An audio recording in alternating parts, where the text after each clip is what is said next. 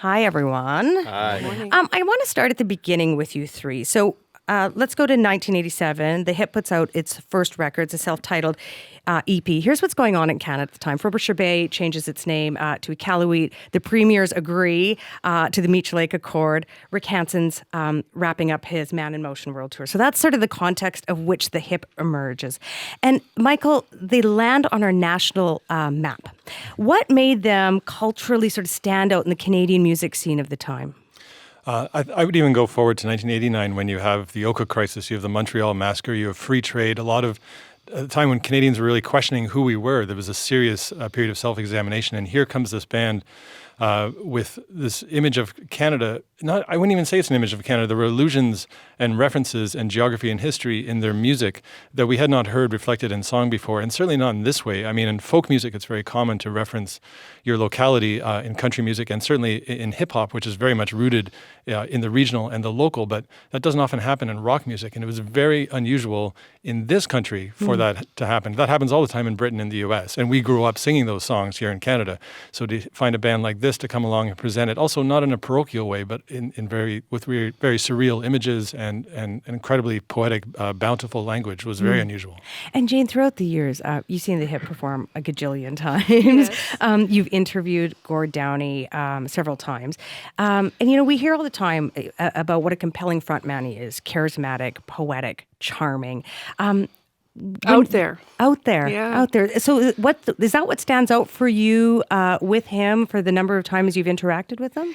Yeah, I mean, in interviews, he is fairly soft-spoken, but very intelligent, very quick-witted, again, very charming. But I think on stage he becomes another person, and that's what's so fascinating to me. I just saw him at the Air Canada Centre last week, and I'm still trying to figure out what is going on when he's performing, and I think he just goes to another place and becomes another person. A lot of performers say that they're not, themselves when they're on stage. So it's fascinating to watch. It's never gotten old. I can't wait to see it. I'm going to go tomorrow night. I just found out. I can't wait to see what that's going to be like. And Damian, for you growing up, you weren't a Hip fan. No, it was my enemy. Your enemy. I really, I wrote about it. Why? On Vice, because I think, as a kid, when you're kind of coming to that age where you start rejecting some of the things around you that you don't agree with, part of the thing is also rejecting the peers around you that you don't agree with. And all those peers seem to be Tragically Hip fans at that point. I think now, as an adult, I realize I was wrong. They're an amazing band, and Gord especially is such a unique human being. And such a truly, in the music industry, a really unique human being. So you were annoyed with your friends. I always say that. I was annoyed with my friends about how much they love the Tragically Hip. Like, I respect them and stuff, but my friends were the annoying part. I've realized that in my adult years. Well, it's not the band I hate, it's the fans. Like, Sloan wrote that about fans. It was my friends I hated, right? Yeah. But was there a moment where you, what was that moment where you're like, you know what, these guys are pretty magical. Despite my sort of protestations, they're magical. We were driving back from Ottawa, I should say, on an early sort of effed up tour. And Mike, our guitar player, who was also not necessarily a huge Tragically Hip fan. And I think we all were, like in 87, like as a kid who was kind of becoming aware of music, I was a huge fan. And into the early 90s, but it was when I discovered punk, and I'm like, okay, well, I accept this. I have to reject all that. So I think it was kind of that moment where Mike was in the car, he put on a tape, and he's like, guess who this is? And I knew immediately it was a Tragically Hip, but it was the song In View, and it didn't sound like a Tragically Hip song. And then I went back and I was like, I think I constructed a Tragically Hip sound in my mind that wasn't real. Like, I think I had imagined what they would sound like, because they're an incredibly diverse band.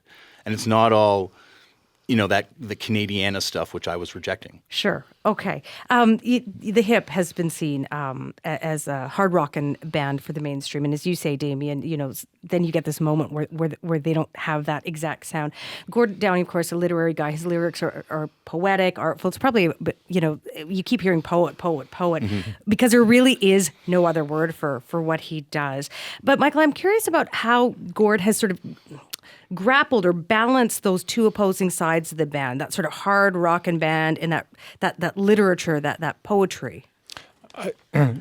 The supposition in that question is that he thinks about it and that it's a conscious thing. It's just what he does. He is for all his literary background and his gift there, he's a rock and roll man at heart. I mean, as I get older, I listen to less rock music, and I always secretly want him to make a really weird, abstract record that matches the abstractness of his lyrics, which he did in 2001. Coke Machine Glow is one of my favorite records ever, and one of the most underrated things he's ever done. But after that record, once he got that out of his system, the rest of his solo records are with a rock band, a great one. Dinner is Ruined, Dave Clark of the Rheostatics. And then he makes another solo record with the Sadies. Like this is who he is. He's a rock and roll man who loves poetry, and it's interesting because we end up talking about this as if that's some bizarre dichotomy, and I don't think it is. And then talk to those fans, the so-called bros, the 30,000 people who sing these lyrics back to him. We can assume that. We can kind of be patronizing and assume that it's going over everybody's heads, but it's not. These lyrics mean a lot of things to a lot of people, and I think they internalize all his allusions and references and poetry in their own way. The Hip has a new album out, but it's in the context of today. When we think of Canadian music stars today, we're probably thinking of Drake and The Weeknd. And so, Jane, where does the Hip fit in that? Like, what do you think the Hip's music will mean as our culture shifts? Are they sort of like a last of a rocking breed? I hope not. I really hope not. But, it was funny. On the way down here, I was trying to think of, is there someone that will be the new Hip, or not even the new Hip, just writing about the country the way they do?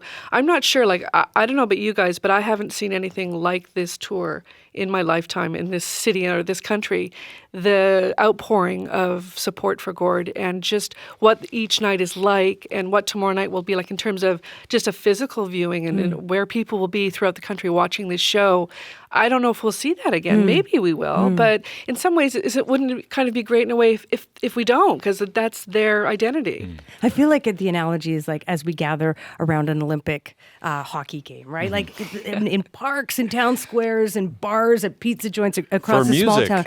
Yes. Which does not happen. But I think it's important to remember that Gord believes this too. I know he believes this, that there are artists that are carrying on that spirit, like Tanya Tagaq, Tribe Called Red, Shad. There are artists that are speaking to like the Canada that Gord wanted. And I think that's the future. But I do think that they don't have that commercial resonance as much Yes. as I love those people. So what is unusual about this band is that they've sold literally millions of records. And I think that we live in a time now where culture is very stratified, and we tend to stay in our own lanes, which there's a lot more diversity, and that's wonderful. But what we do lack is these kind of shared moments. I mean, Drake, for all the superstar that he is, like I still think there are pockets of Canada where he doesn't sell records. Like we all. This is one of the last times. In the 90s, that started to happen. This was one of the last bands on that level. Unifying. Yeah, unifying. Yeah, but I think I agree. But I think Drake's way more popular than the Hip ever were in Canada. Yeah. And I think maybe he's not speaking in the same sort of language that Gord speaks in. But I think we will have these other artists, and the Tragically Hip are a perfect moment for us. But I think music's carrying on, and Gord has always thought that music should carry on, and that's why he worked with people like A Tribe Called Red. That's why he worked with us. Like it wasn't. He worked with you. Yeah, we did a record together. Like it's something that I didn't want to talk about because it's just like I think he exists in the Canadian music industry, and he's kind of the embodiment of a Canadian music industry. But he is someone that is so counter to it in every fiber of his being. And when you meet him, and that's why all the bands you mentioned, by Divine Right, the Sadies, Rheostatics. Those are bands that, were brought up by being associated with this guy, and he didn't have to be associated with them. So, But it's interesting. In the last couple of weeks, I've interviewed Billy Talent, July Talk, City and Color. All of these groups were inspired by Gord and the Tragically Hip. So in some ways that does carry on the legacy too, doesn't it? If you're inspiring others to get into music, who are, a couple of generations younger than you, that's part of their legacy too, that they've inspired so many other people to make music in this country. Enjoy Kingston. Thank you, all three of you, for coming in. Thank you so much. Piya. thank you.